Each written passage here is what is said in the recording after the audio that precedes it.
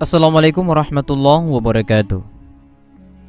Segala puji kepada Allah Subhanahu wa taala yang telah memberikan kesempatan kepada kami untuk membahas mengenai kisah taubatnya pemuda pezina yang akhirnya masuk surga.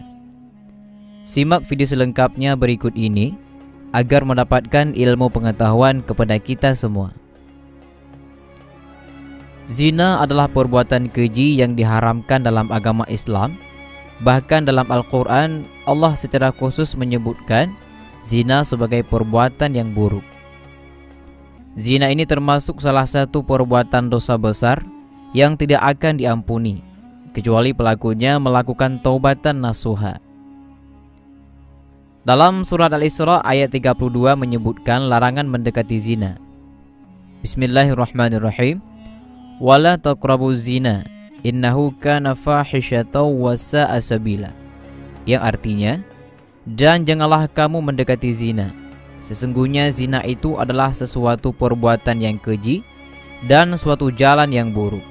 Sahabat yang budiman, ada sebuah kisah yang pernah disebutkan tentang kisah seorang pemuda yang tobatnya diterima Allah Subhanahu wa taala, walaupun dia adalah seorang pezina. Kisah ini diceritakan oleh Syekh Asyibli. Suatu ketika Syekh Asyibli memasuki sebuah perkampungan.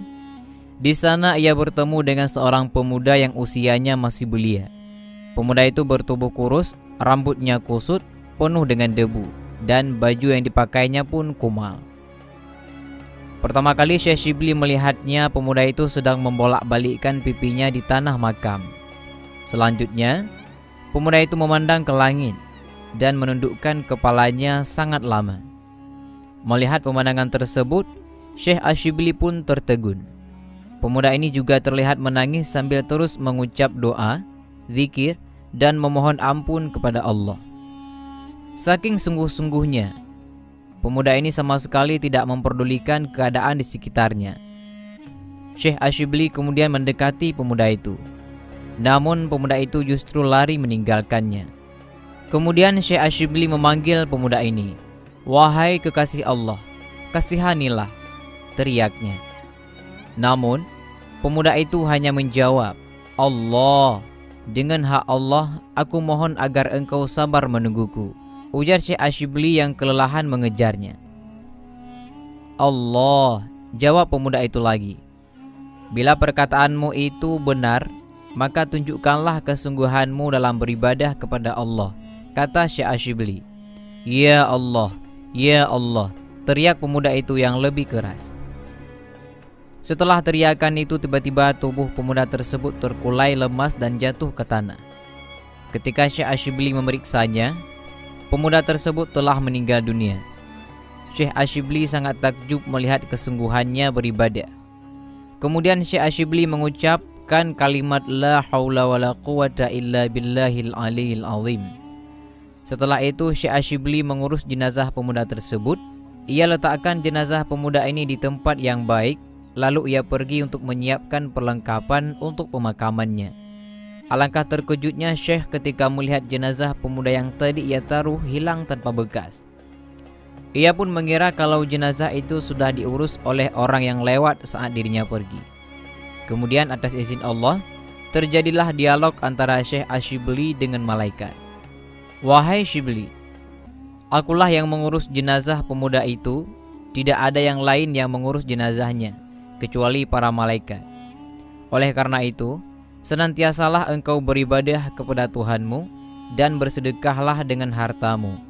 Pemuda ini tidak bisa mencapai derajat tertinggi seperti sekarang ini, kecuali dengan bersedekah," ucap suara misterius dari malaikat. Pemuda ini mendapat hidayah sebelum bertobat kepada Allah. Hidayah ini berupa mimpi yang dikirimkan malaikat atas perintah Allah. Apa sedekah yang telah dilakukannya sehingga ia mencapai derajat tinggi? Tanya Syekh Asyibli. "Wahai Asyibli, sesungguhnya dahulu ia adalah pemuda yang durhaka, fasik, dan pezina. Lalu Allah menurunkan mimpi yang menakutkan kepadanya. Dalam mimpi tersebut, kemaluannya berubah menjadi ular yang berputar-putar hingga masuk ke dalam mulutnya. Dan ular itu kemudian mengeluarkan api yang menyala-nyala hingga menghanguskan seluruh tubuh pemuda tersebut. Pemuda tersebut pun terbangun dengan ketakutan yang sangat luar biasa. Ia sadar bahwa jalan hidupnya sesat, lalu mengumbar hawa nafsu. Kemudian ia bertobat kepada Allah dan menyesali perbuatan maksiatnya. Sisa hidupnya diisi dengan beribadah kepada Allah selama 12 tahun. Ia beribadah memohon ampun dan berdoa agar mati dalam keadaan husnul khotimah. Kemudian suara itu melanjutkan, sebelum meninggal dunia, kemarin ia bertemu dengan seorang pengemis yang meminta makan. Namun karena tidak mempunyai makanan, ia memberikan baju yang sedang dipakainya kepada pengemis tersebut. Saat itu pengemis sangat gembira sekali. Ia lantas mendoakan pemuda itu agar Allah mengampuni dosa-dosanya. Allah pun mengabulkan doa si pengemis itu berkat tobat nasuha dan sedekah yang dilakukan dengan ikhlas. Pemuda ini bisa meninggal dalam keadaan husnul khatimah. Masya Allah. Dan demikianlah penjelasan mengenai kisah tobatnya pemuda pezina yang akhirnya masuk surga. Semoga dengan penjelasan ini dapat bermanfaat bagi kita semua. Amin ya rabbal alamin. Wassalamualaikum warahmatullahi wabarakatuh.